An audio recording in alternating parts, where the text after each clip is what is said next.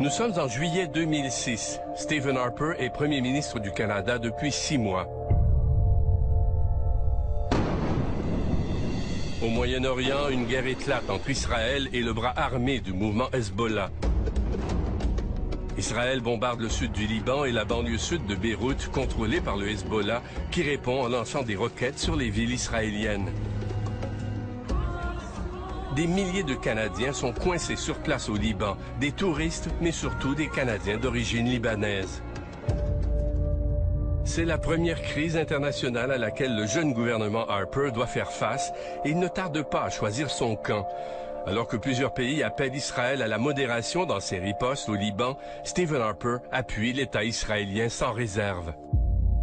Israel has a right to defend itself. I think Israel's response under the circumstances has been measured. Pour les proches de Stephen Harper, il n'y a rien là de bien étonnant. Il a toujours été très pro-Israël, bien avant de devenir Premier ministre. Stephen Harper, yes, he's very pro-Israel today, but he was also very pro-Israel. Il est pro-Israël. Il l'était déjà il y a 12-13 ans quand nous étions dans la coalition nationale des citoyens. Reason for him to be pro-Israel. Jerry Nichols a bien connu Stephen Harper longtemps avant l'élection de 2006.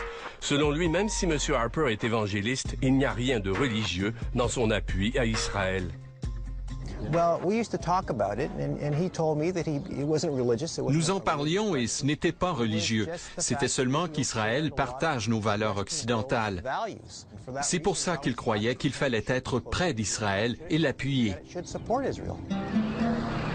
Ses liens très serrés avec Israël rendent service à M. Harper. À au moins 2 reprises, Israël accepte de cesser les tirs pour permettre l'évacuation de Canadiens coincés près de la ligne de feu. New York, en septembre 2012, Stephen Harper reçoit le prix de l'homme d'État de l'année par une organisation américaine. Il y expose clairement sa position sur l'État d'Israël. Now, friends, in supporting Israel, we don't sanction every policy its government pursues. When, however, it is the one country of the global community whose very existence is threatened, our government does refuse to use international fora to single out Israel for criticism.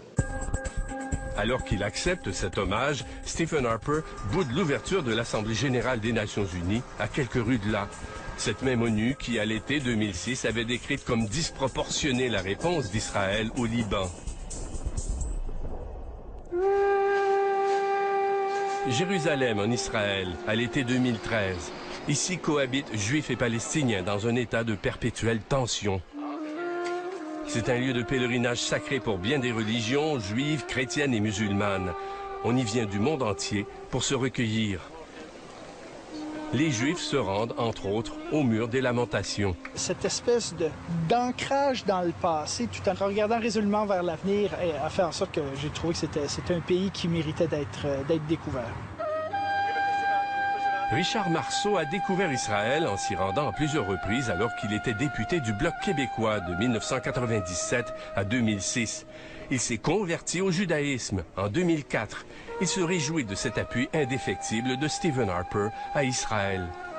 C'est une démocratie très vivante, assiégée dans un voisinage très difficile et malgré ça, Israël a réussi à garder un état de droit, a réussi à se bâtir une démocratie vivante avec les droits et libertés, avec un pouvoir judiciaire intéressant, très fort même. C'est une société qui est fascinante, qui est multiculturelle. Une image d'Israël qui n'est pas partagée par tous. Écoutez, si vous appelez ça la démocratie, moi j'appelle ça de l'apartheid, en pur et simple. C'est une démocratie pour les Juifs et qui ne s'applique pas aux minorités arabes et bédouines qui existent en Palestine. La famille de Fouad Sayoun faisait partie de ces Palestiniens qui ont décidé de quitter le Moyen-Orient lors de la création d'Israël en 1948. Il a fait l'objet de ce documentaire « Le rêve de Fouad », dans lequel il exprime son désir le plus ardent de retourner vivre dans la ville qu'il a vu naître, Haïfa, en Israël. La politique du Canada, depuis la création d'Israël jusqu'à aujourd'hui, est la même politique. Le Canada a créé Israël, continue à lui donner le support, mais ils ont essayé de jouer le côté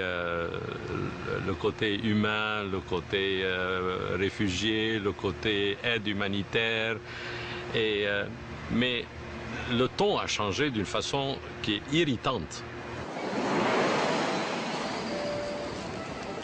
Dans cette partie du monde, un simple changement de ton peut être perçu comme un changement de politique. De tous côtés, on scrute à la loupe chaque discours, chaque geste diplomatique pour tenter d'y lire une nouvelle orientation, un changement de politique, pour tenter de discerner si on semble appuyer un camp plus que l'autre. Je ne suis pas convaincue non plus que c'est rendre service à Israël que de dire qu'ils ont raison en toute chose. Marie-Bernard Meunier est une diplomate de carrière. Elle a occupé plusieurs postes d'ambassadeur du Canada. Elle préférait voir le Canada jouer un rôle moins à sens unique au Proche-Orient. Est-ce qu'on peut prétendre que c'est fondé sur des principes ou si c'est pas simplement fondé sur une conviction qu'on a raison? Et je pense que lorsqu'on part de ce point de vue-là, on n'aide pas. Et c'est là que je regrette la tradition canadienne, c'était quand même d'essayer d'aider. En septembre 2009, Stephen Harper choisissait d'inaugurer une installation de Tim Hortons en Ontario plutôt que d'assister à l'Assemblée générale de l'ONU. L'année suivante, le Canada échouait dans sa campagne pour obtenir un siège au Conseil de sécurité de l'ONU. Le Portugal est élu membre du Conseil. Les relations Harper-ONU étaient loin de se réchauffer. Il n'aime pas l'ONU. Les conservateurs n'aiment pas l'ONU. Non. C'est pas l'ONU est vu comme un organisme, premièrement, qui est dominé par des pays qui sont non démocratiques. C'est un organisme qui non seulement n'a pas autant de pouvoir, mais qui ne devrait pas avoir ce pouvoir parce qu'il l'exerce contre les intérêts de la démocratie, contre les intérêts d'Israël, en particulier pour M. Harper. Pour plusieurs analystes, il est clair que la politique étrangère de M. Harper est d'abord et avant tout orientée en fonction de la politique intérieure. Il ne s'en fait pas avec ce qu'on pense à l'étranger. Ce qui lui importe, c'est ce que pensent les électeurs canadiens. Il agira souvent de façon contradictoire, parce que son seul souci, c'est de se faire réélire. Mais au-delà de cette préoccupation de se faire réélire, est-ce que Stephen Harper, qui est parvenu à rester au pouvoir depuis 2006, en est venu à changer le Canada, à y laisser son empreinte? Là-dessus, les opinions diffèrent. Pas de réponse évidente ou unanime. Il faut d'abord durer. Harper le sait plus que quiconque parce qu'il a passé la plupart de sa vie politique à regarder les gestes de Trudeau et des chrétiens, les gens qui détestaient. Et il s'est dit, je ne peux rien en regardant ces gens s'amuser. Il faut les remplacer. Et ensuite, garder le pouvoir.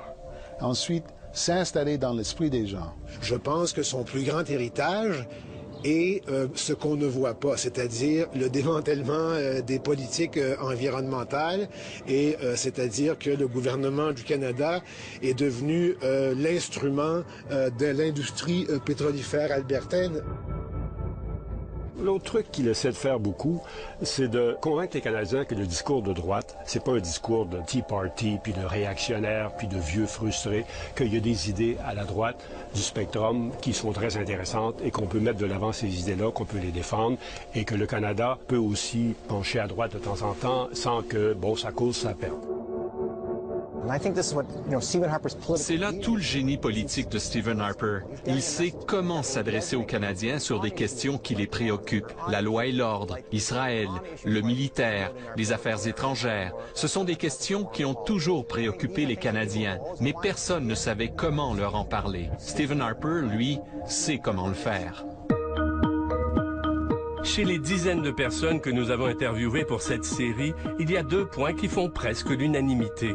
Stephen Harper fait tout ce qu'il peut pour garder le pouvoir, pour durer et progressivement amener toutes les parties du Canada à accepter ses politiques conservatrices.